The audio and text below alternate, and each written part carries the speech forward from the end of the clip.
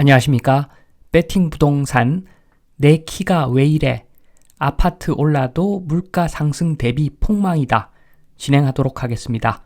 얼마 전에 저한테 댓글을 누가 달아주셨는데 1 플러스 1은 2인데 1 플러스 1은 2를 제가 설명을 안 해서 어떤 댓글을 다신 것 같습니다.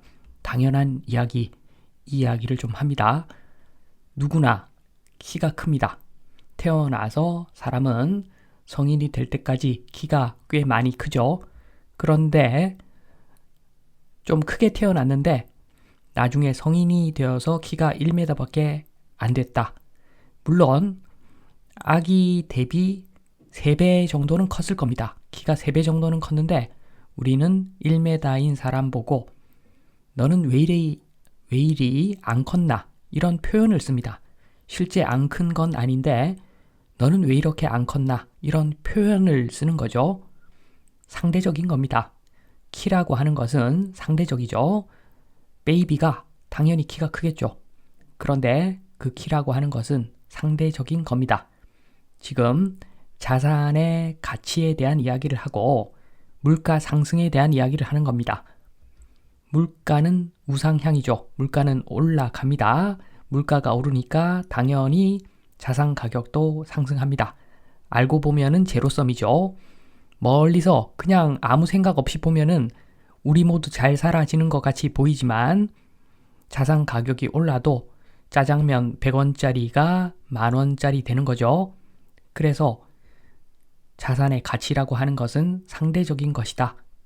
일반적으로 개발도상국가, 별로 개발이 되지 않은 나라는 베트남처럼 급성장을 합니다. 우리나라도 예전에 저렇게 성장했다가 이제는 일본 쪽을 따라가고 있습니다.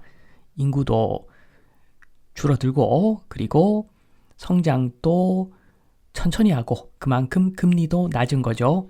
금리가 낮다고 해서 부동산 사기 좋은 것인가? 그렇지는 않죠. 금리가 낮다는 것은 소득의 상승도 굉장히 완만하게 이루어진다는 겁니다. 다 좋을 순 없죠.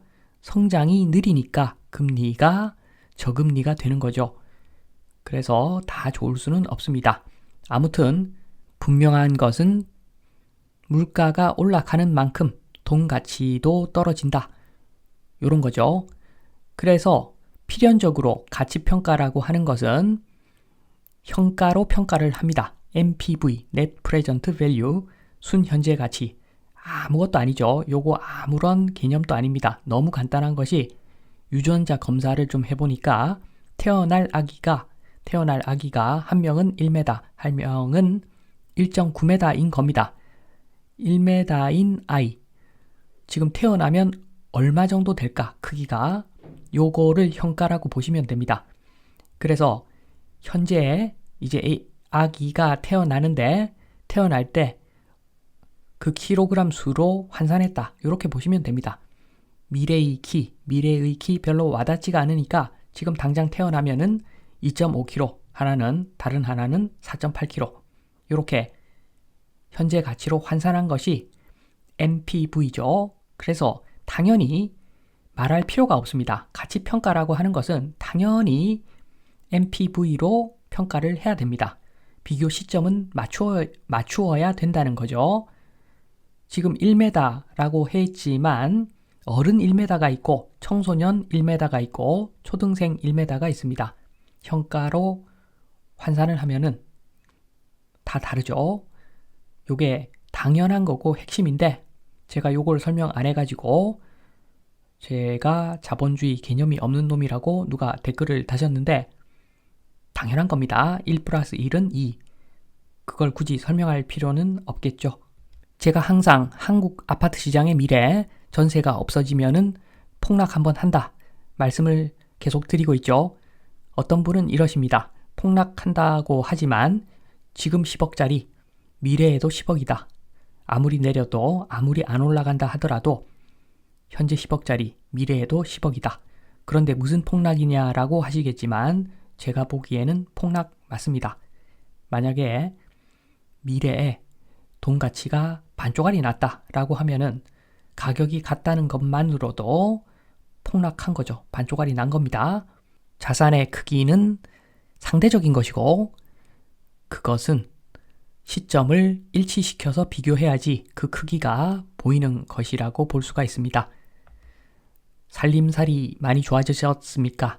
살림살이 많이 좋아지지 않으셨을 겁니다. 아마 거의 한국에 있는 사람들 대부분이 특별한 해안이 있어서 미국에 몰빵 투자한 사람, 이런 사람 아니고서야 별로 지금 재미없을 겁니다. 물 건너서 빡세게 살아라 라고 하면서 돈을 마구마구 풀어제낍니다.